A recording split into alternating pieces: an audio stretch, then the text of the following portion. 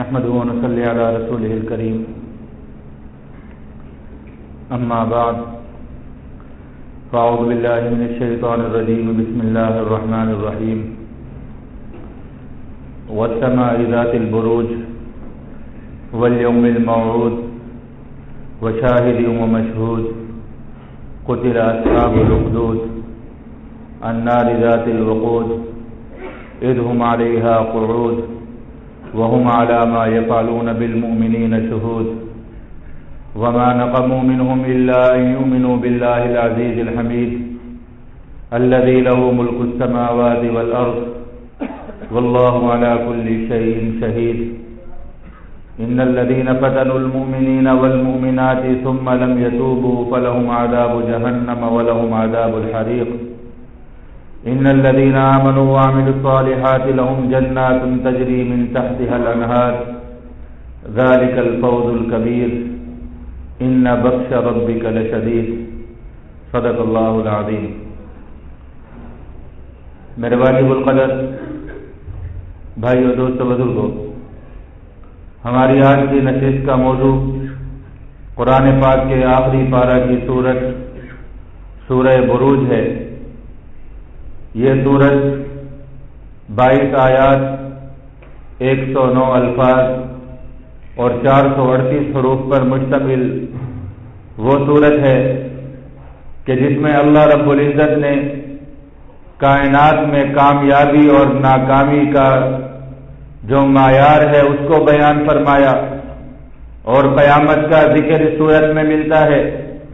ایمان والوں کو اس سورت سے یہ سبق ملتا ہے کہ دنیا دار لوگ اور دنیا کے فلسفے میں پھنسے ہوئے لوگ کامیابی کا جو معیار سمجھتے ہیں، در حقیقت وہ کامیابی نہیں بلکہ وہ بہت بڑی ناکامی ہے، اور جس کو وہ ناکامی سمجھتے ہیں وہ حقیقت میں بہت بڑی کامیابی ہے۔ آج جو شخص دنیا میں جتنا طاقتور ہو، جس شخص کا جتنا سکہ چلتا ہو، جس کے پاس جتنے اختیارات ہوں، دنیا میں سمجھا جاتا ہے کہ شاید یہ شخص کامیاب ہے، لیکن اللہ رب العزت نے فرمایا کہ کامیاب وہ ہے کہ جو اللہ رب العزت کو راضی کر کے دنیا سے چلا گیا،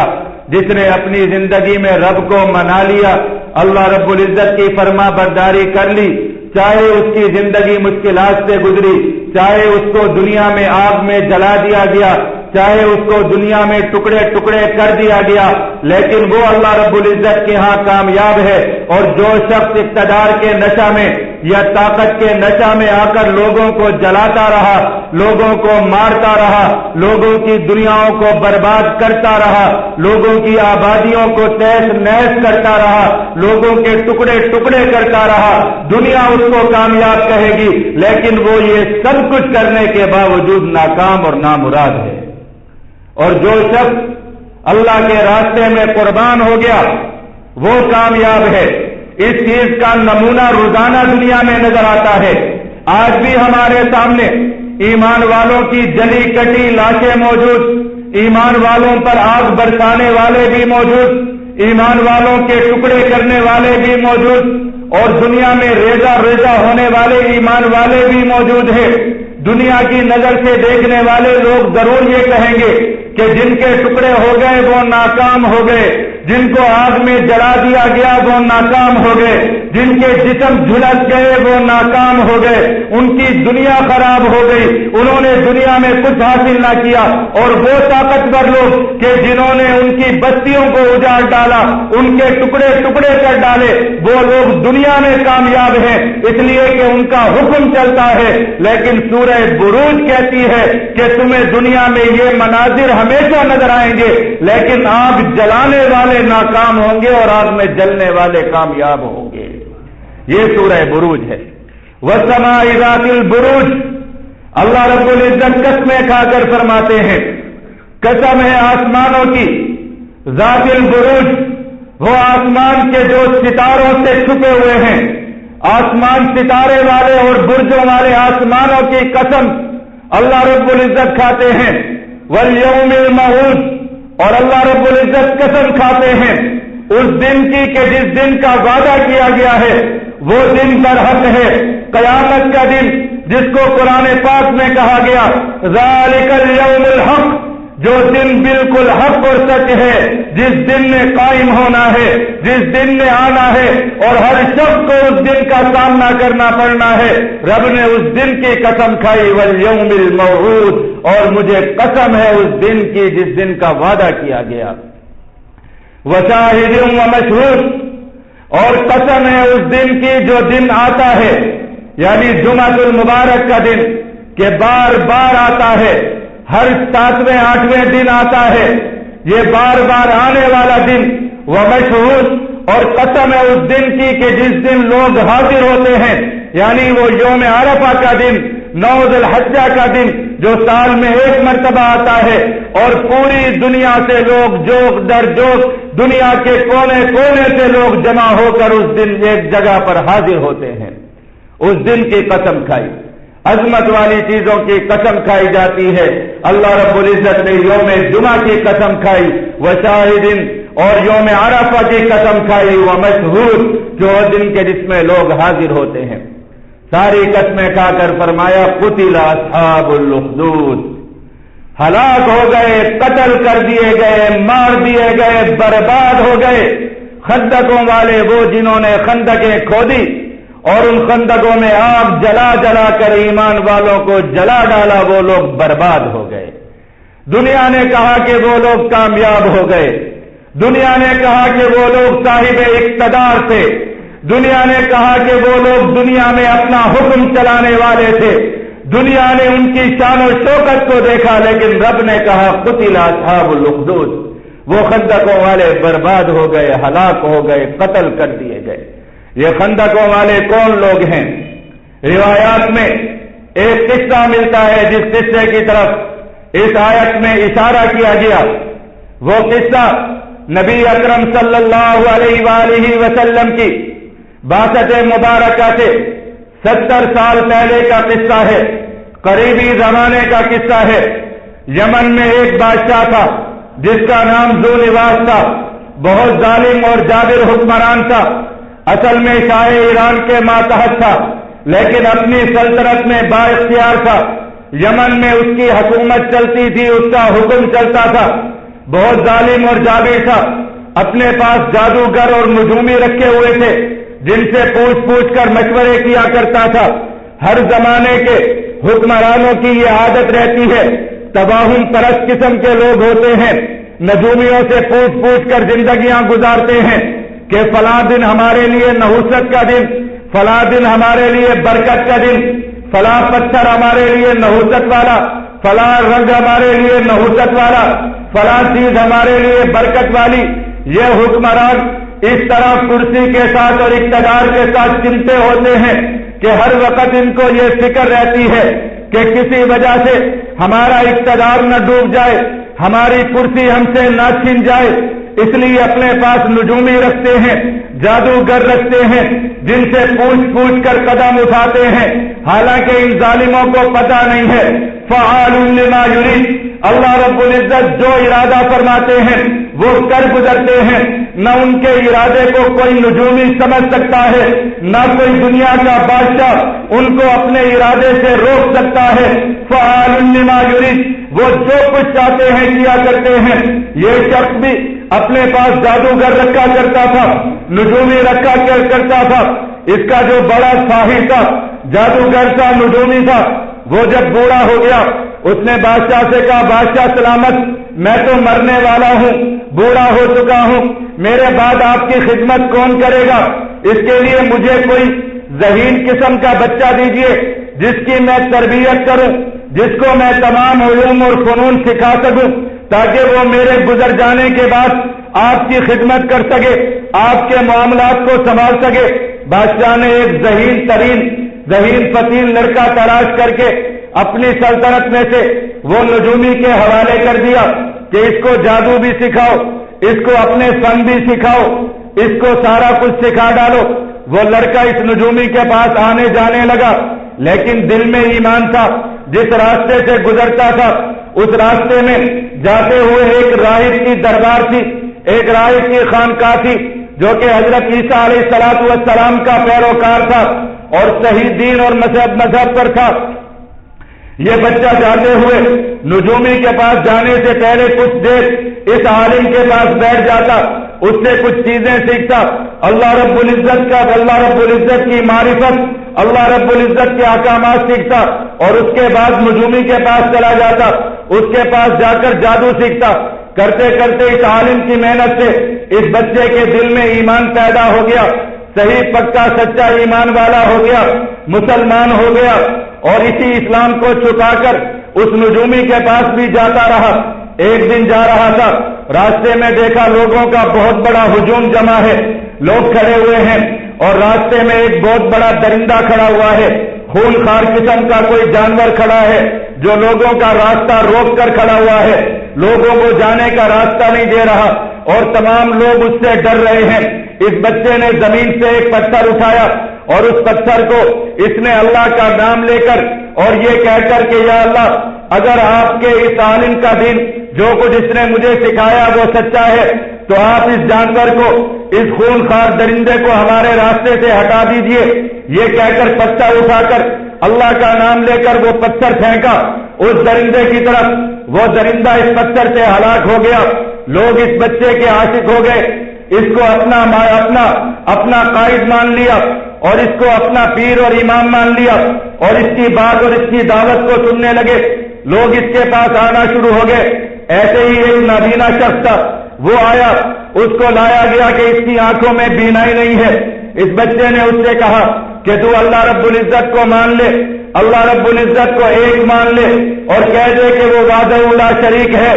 اس کا کوئی شریک نہیں ہے، تو اس کو ایک مان کر اس رب سے مانگ، وہ رب تیری آنکھوں میں بینائی دے دے گا۔ اس بوڑھے شخص نے رب کو مان کر اللہ رب العزت سے دعا کی کہ ربا تو ایک ہے، تیرے سوا کوئی نہیں ہے، آنکھیں دینے والا بھی تو، آنکھوں میں بینائی دینے والا بھی تو ہے، ربا مجھے میری آنکھوں میں بینائی دے دے۔ اس شخص نے یہ دعا کی، اللہ رب العزت نے اس نابینا شخص کو بھی بینائی دے دی اور وہ بینا ہو گیا۔ اس طرح اس بچے کی کرامات لوگوں تک پہنچنے لگی، اور جو شخص بھی اپنا کوئی مسئلہ لے کر، اپنی کوئی حاجت لے کر آتا، یہ بچہ اس سے یہی کہتا کہ تو رب کو مان لے، رب کی توحید کو مان لے، رب کے کلمے کو مان لے، تیرا مسئلہ حل ہو جائے گا۔ لوگ ایمان لانے لگے، لوگوں کے مسائل احکم الحاکمین کے دربار سے، رب العرش العظیم کے دربار سے حل ہونے لگے، لوگ مسلمان ہونے لگے۔ بادشاہ کو اس بات کی خبر پہنچی کہ بچہ صاحب کرامت ہو گیا ہے، لوگ اس کے آگے پیچھے چلنے لگے ہیں، لوگ اس کے پیروکار بن چکے ہیں۔ بادشاہ نے اس بچے کو بلایا، کہنے لگا کہ تو نے جادو سیکھ لیا، بہت اچھا جادو سیکھا، قابل جادوگر تو بن چکا ہے، اب تو میرے دربار میں خدمت گزاری کر، میرے معاملات کو سنبھال۔ بچے نے اس سے کہا کہ نہیں بادشاہ، میں نے کوئی جادو نہیں سیکھا، میں نے تو رب کی معرفت سیکھی، میں نے تو اس ذات کو پہچان لیا جو ذات ایک ہے، جس کے سامنے کسی کی طاقت نہیں چلتی، جو آسمانوں کا مالک ہے، جو زمین کا مالک ہے، جو سب کچھ کر گزرنے والا ہے، جس کے سامنے نہ کسی بادشاہ کی طاقت ہے، نہ کسی حکمران کی طاقت ہے، نہ کسی ظالم کی طاقت ہے، اس کے سامنے کسی کی کوئی طاقت نہیں چلتی۔ وہ وحدہ لا شریک ہے، اس کا کوئی شریک نہیں ہے، وہ اپنے معاملات میں خود کفیل ہے،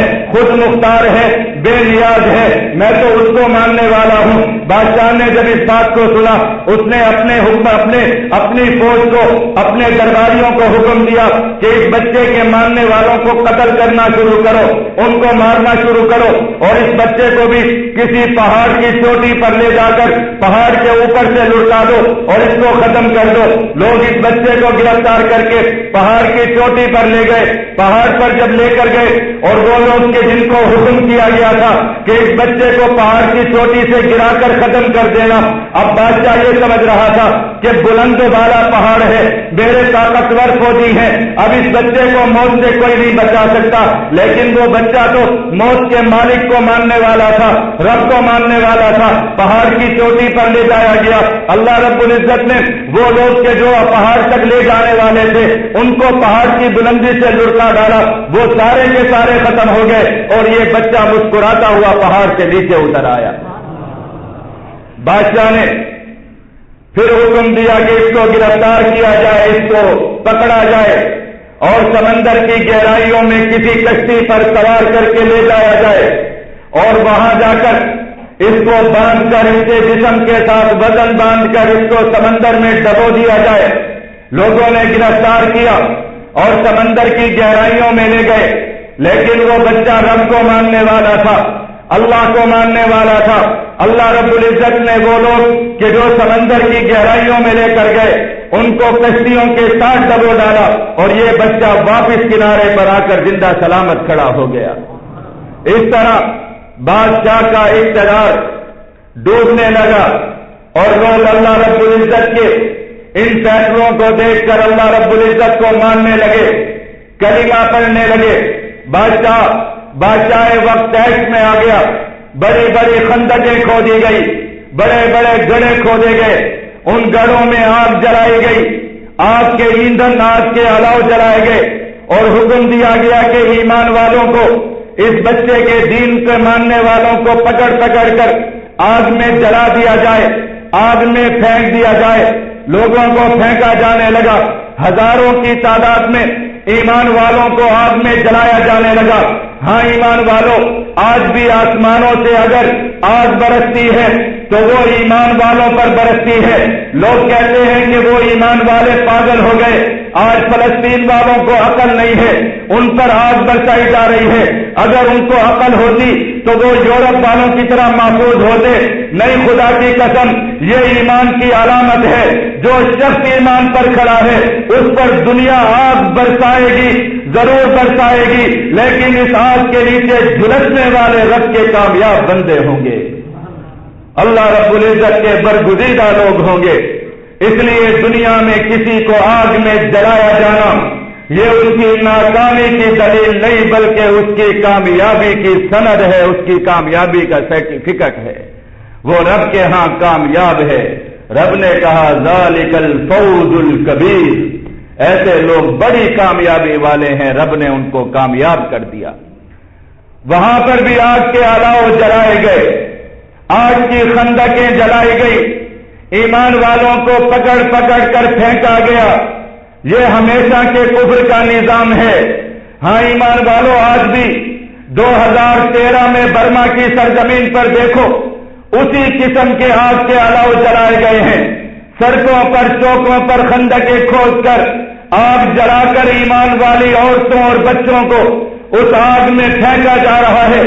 اور دنیا کو مناظر دکھائے جا رہے ہیں کہ مسلمانوں دیکھو، یہ مسلمان عورتیں اور بچے ہیں، یہ مسلمان نوجوان ہیں جن کو اس آگ میں جلا دیا گیا ہے، اور پھر دنیا کو وہ مناظر دکھائے گئے کہ کوئی اگر اس آگ سے زندہ نکل آتا ہے تو اس کے جسم کو ٹکڑے ٹکڑے کر کے واپس آگ میں ڈال دیا جاتا ہے۔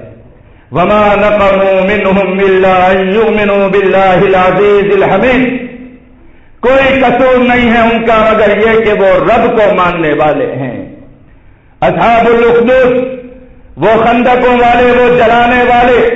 ایمان والوں کو صرف اس جرم میں جلا رہے تھے کہ انہوں نے کہا کہ ہمارا رب ایک ہے، اس رب کا شریک کوئی نہیں ہے، اور کوئی جرم نہیں تھا ان کا۔ جلایا گیا،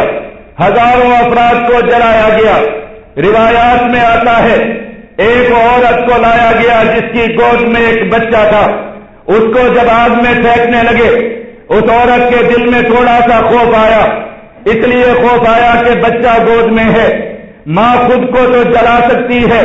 لیکن کسی ماں کے لیے اپنے بچے کا جلنا یہ بہت بڑا امتحان ہوتا ہے۔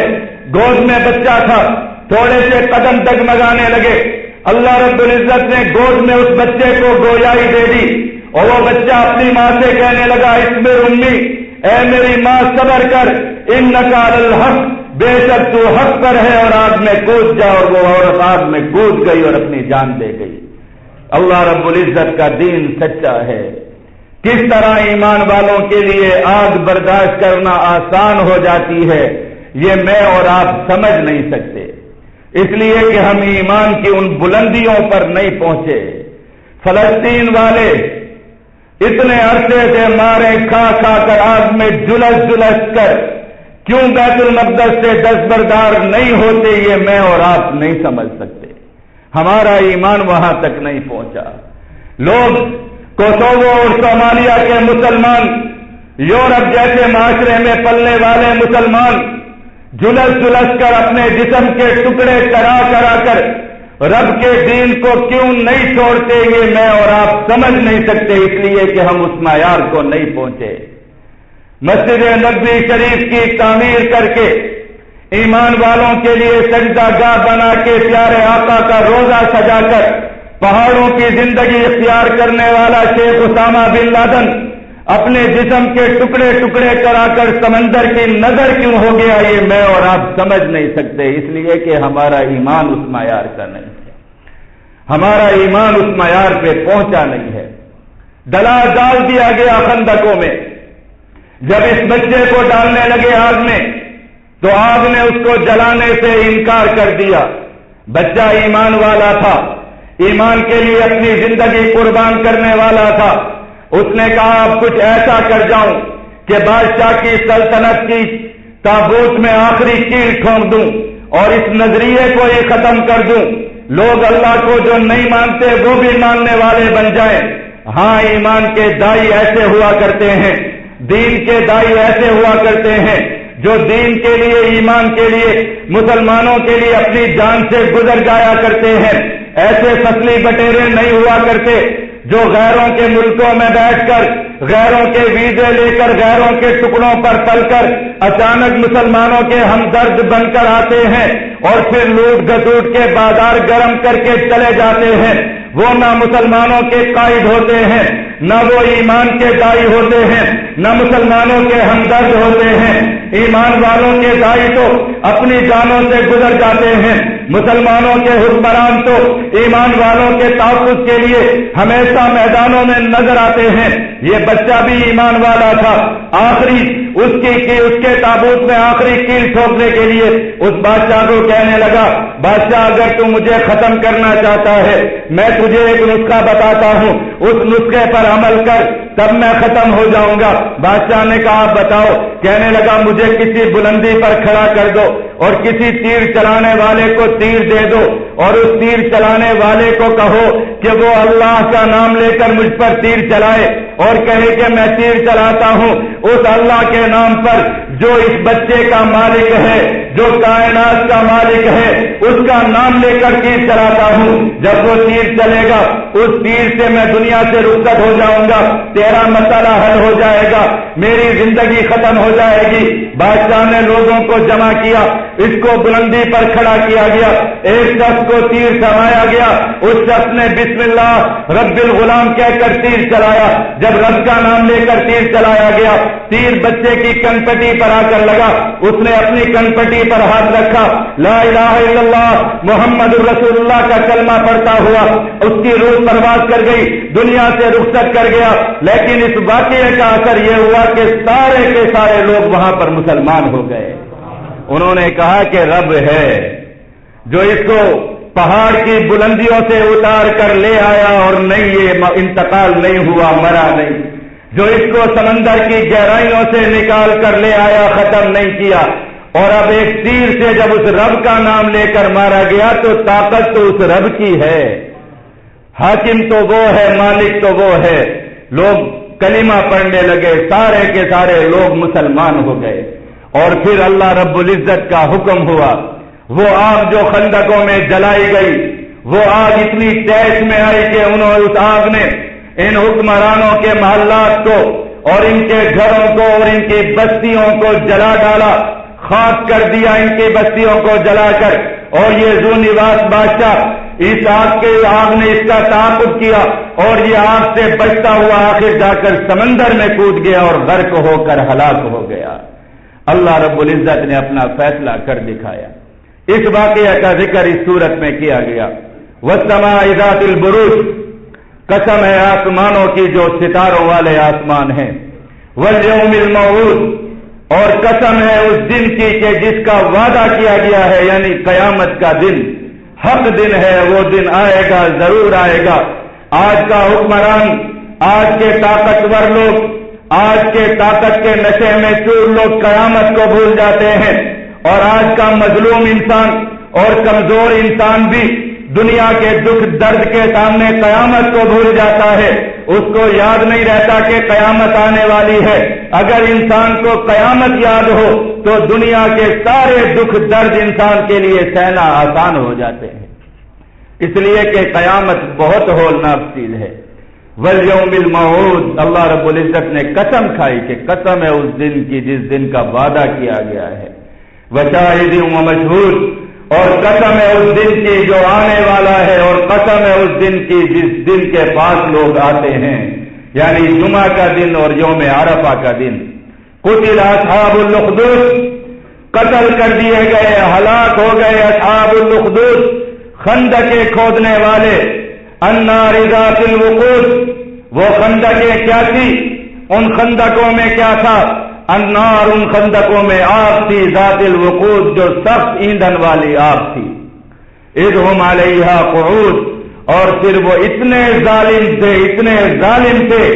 کہ اس آگ کو جلا کر اس آگ پر بیٹھ کر ایمان والوں کے جلنے کے نظارے دیکھ رہے تھے کہ ایمان والے کیسے تڑپ رہے ہیں، کیسے جل رہے ہیں، جیسے آج کا ظالم سیٹلائٹ پر بیٹھ کر دیکھتا ہے کہ سیٹلائٹ سے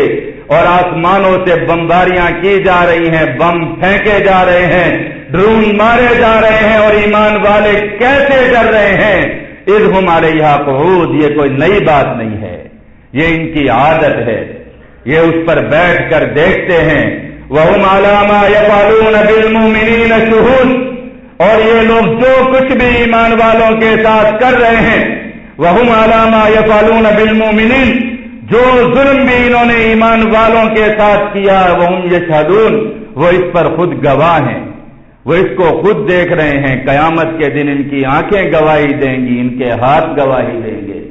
وَهُمْ عَلَىٰ مَا يَفْعَلُونَ بِالْمُؤْمِنِينَ شُهُودٌ، یہ خود حاضر ہیں، اس پر گواہ ہیں۔ وَمَا نَقَمُوا مِنْهُمْ، اور انہوں نے کوئی عیب نہیں لگایا، کوئی الزام ان کو نہیں ملا ایمان والوں کے خلاف،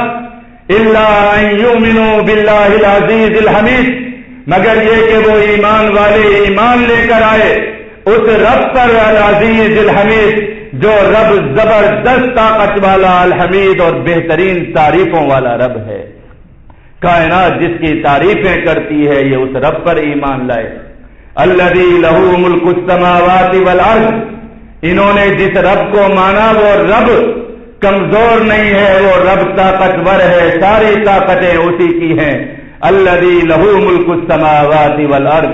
وہ رب ہے جس کے لیے آسمان اور زمینیں ہیں۔ واللہ علی کل شیء شہید، اور وہ رب غافل بھی نہیں ہے۔ واللہ، بے شک وہ رب، علی کل شیء شہید، وہ ہر چیز کے اوپر حاضر ہے، شاہد ہے، گواہ ہے، وہ دیکھ رہا ہے۔ ان آگ جلانے والوں کو بھی دیکھ رہا ہے، آگ میں جلنے والوں کو بھی دیکھ رہا ہے۔ ان الذین فتنوا المؤمنین والمؤمنات ثم لم يتوبوا فلهم عذاب جہنم ولهم عذاب الحریق، اب کامیابی اور ناکامی کا پیمانہ بتا دیا کہ کہیں اخبارات میں یہ قصہ شائع ہو جائے، کہیں دنیا کے دانشوروں کے سامنے یہ قصہ آ جائے کہ 20,000 ایمان والوں کو خندقوں میں لے جا کر جلا ڈالا، وہ کہیں گے کہ ایمان والے بے وقوف تھے، کم عقل تھے، ان کو عقل کرنی چاہیے تھی، اگر وہ عقل مند ہوتے تو نہ جلتے۔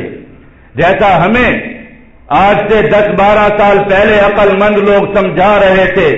کہ ان کافروں کے سامنے کھڑے مت ہونا ورنہ پتھر کے دور میں دھکیل دیے جاؤ گے، پتھر کے دور میں دھکیل دیے جاؤ گے، ختم کر دیے جاؤ گے، برباد کر دیے جاؤ گے۔ لیکن آج وہی زبانیں کہتی ہیں کہ امریکہ برباد ہو گیا، امریکہ کی طاقت برباد ہو گئی، سپر پاور صرف اللہ کی طاقت آ گئی سامنے، دنیا مانتی ہے۔ رب نے بھی یہی پیمانہ، یہی معیار فرمایا، ان الذین فتنوا المؤمنین والمؤمنات ثم لم یتوبوا، وہ لوگ کہ جنہوں نے ایمان والے عورتوں اور مردوں کو آزمائشوں میں مبتلا کیا، ظلم و بربریت کا شکار بنایا، ثم لم یتوبوا، اور پھر اپنی اس قبیح حرکت پر، اس ظلم پر انہوں نے توبہ بھی نہیں کی، فلہم عذاب جہنم، وہ دنیا میں تو ان کو جلا چکے، لیکن وہ یاد رکھیں ان کے لیے جہنم کا عذاب ہے، وَلَهُمْ عَذَابُ الْحَرِيقِ، اور ان کے لیے سخت جلانے والا عذاب ہے۔ كُلَّمَا نَضِجَتْ جُلُودُهُمْ بَدَّلْنَاهُمْ جُلُودًا غَيْرَهَا لِيَذُوقُوا الْعَذَابَ، ایسا جلانے والا عذاب ہے کہ جب وہ ان کی کھال کو جلا ڈالے گا، رب دوسری کھال کو پیدا کرے گا، وہ اس کو بھی جلاتا رہے گا، اور اس طرح یہ جلنے کے عذاب میں مبتلا رہیں گے۔ وَلَهُمْ عَذَابُ جَهَنَّمَ وَلَهُمْ عَذَابُ الْحَرِيقِ، ایسے لوگوں کے لیے دردناک عذاب ہے۔ اور وہ لوگ کہ جو دنیا میں جلا دیے گئے، وہ ماں جو اپنے بچے کو گود میں لے کر آگ میں جل گئی، اس کا کیا انجام اور اس کا کیا ہوا؟ رب کہتا ہے اپنے قرآن میں کہتا ہے ان الذین آمنوا وعملوا الصالحات، بے شک وہ لوگ کہ جو ایمان لائے، وعملوا الصالحات، اور انہوں نے نیک اعمال کیے، رب کی خاطر اپنی جان قربان کر ڈالی، لہم جنات تجری من تحتها الانہار، ان کے لیے اللہ رب العزت کی طرف سے باغات ہیں، نہریں ہیں، بڑے بڑے انعامات ہیں، ذالک الفوز الکبیر، یہ لوگ بہت بڑی کامیابی میں ہیں، اصل کامیاب لوگ یہ ہیں۔ تو کامیابی اور ناکامی کا معیار پتہ چل گیا، جیسا کہ میں نے شروع میں آپ سے عرض کیا کہ اس سورت کی 22 آیات میں کا خلاصہ یہی نکلتا ہے کہ اس میں اللہ رب العزت نے کامیابی اور ناکامی کے معیار کو بیان فرما دیا۔ آج کامیابی اور ناکامی کا معیار ہمارے نزدیک بدل چکا ہے۔ آج طاقتور ہمارے نزدیک کامیاب ہے، مظلوم ہمارے نزدیک ناکام ہے۔ آج آگ جلانے والے کامیاب ہیں، آگ میں جلنے والے ناکام ہیں، آج کے قاتل کامیاب ہیں، آج کا مقتول ہمارے نزدیک ناکام ہے، لیکن اللہ رب العزت فرماتے ہیں ذالک الفوز الکبیر، یہ جلنے والے، یہ قتل ہونے والے، یہ ٹکڑے ہو جانے والے، یہ بڑی کامیابی میں ہیں، اور ان کو جلانے اور مارنے والے لہم عذاب جہنم ولہم عذاب الحریق، ایسے لوگ جہنم میں جانے والے ہیں اور جلائے جانے والے ہیں، وہ لوگ ناکام ہیں۔ یہ تمام چیزیں بیان کر کے اللہ رب العزت نے جو قسمیں کھائی تھی والسماء ذات البروج والیوم الموعود وشاہد ومشہود، وہ قسمیں کھا کر اللہ رب العزت نے ایک بات بیان فرمائی۔ وہ بات کیا ہے؟ ان بطش ربک لشدید، وہ اللہ رب العزت کا اعلان ہے، ان بطش ربک لشدید، لوگوں کان کھول کر سن لو، ان بطش ربک لشدید، بے شک تمہارے رب کی پکڑ بہت سخت ہے، بہت سخت ہے۔ وہ دنیا میں ڈھیل ضرور دیتا ہے، وہ دنیا کے حکمرانوں کو ڈھیل دیتا ہے، وَأُمْلِي لَهُمْ إِنَّ كَيْدِي مَتِينٌ، اللہ رب العزت کی طرف سے ڈھیل ضرور ملتی ہے کہ پھانستے چلے جاؤ زمین میں، سرکشیاں کرتے چلے جاؤ، لیکن تم کتنی سرکشیاں کرو گے؟ یا معاشر الجن والانس ان استطعتم ان تنفذوا من اقطار السماوات والارض فانفذوا لا تنفذون الا بسلطان، آسمانوں اور زمینوں میں بھاگتے پھرتے رہو، تم رب کو مغلوب نہیں کر سکتے، رب سے نہیں بچ سکتے۔ ان بطش ربک لشدید، بے شک تمہارے رب کی پکڑ بہت سخت ہے، ایک دن تم نے اس رب کی پکڑ میں ضرور آنا ہے، پھر اس رب کی پکڑ سے تمہیں کوئی نہیں بچا سکے گا۔ ان بطش ربک لشدید، بے شک اس رب کی پکڑ بہت سخت ہے۔ اور وہ رب کون ہے؟ وہ کب پکڑے گا؟ انہ هو یبدئ ویعید، اس رب کو کمزور مت سمجھنا، انہ هو یبدئ، وہ ہے کہ جس نے تمہیں پیدا کیا، تم کچھ نہیں تھے، اس نے تمہیں خاک کے ذرے سے انسان بنا ڈالا، اس نے تمہیں گندے پانی کے قطرے سے انسان بنا ڈالا، اس نے تمہارے لیے زمینیں بچھا ڈالی، اس نے تمہارے لیے آسمان کھڑے کر دیے، اس نے تمہارے لیے پہاڑوں کو میخوں کی طرح گاڑ دیا، اس نے تمہارے لیے سمندر بہا ڈالے۔ یہ سب کچھ نہیں تھا، اس سب کچھ کو پیدا کرنے والا انہ هو یبدئ، وہ پیدا کرنے والا ہے، ویعید، وہ سب کچھ تہس نہس کر کے پھر تمہیں کھڑا کر دے گا، تمہیں دوبارہ لوٹا کر کھڑا کر دے گا، وہ سب کچھ ختم کر کے تمہیں دوبارہ پیدا کر دے گا اور تمہیں پکڑے گا تمہاری ایک ایک بات پر۔ انه هو یبدئ ویعید وهو الغفور الودود. خام میں وہ نہیں پکڑے گا. وهو الغفور، وہ تو بہت مہربان ہے. الودود، بہت محبت کرنے والا ہے. تم گناہ کر کر کے، تم رب کی سرکشیاں کر کر